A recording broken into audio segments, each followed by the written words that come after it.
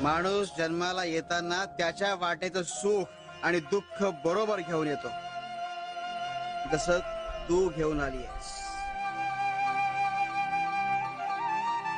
आणि तू तुझ्या वाट्याचं दुःख हे भोगून संपवलंयस.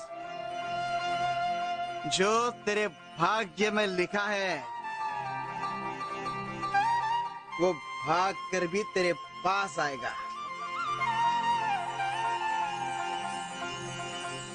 और जो भाग्य में नहीं लिखा है वो आकर भी भाग जाएगा.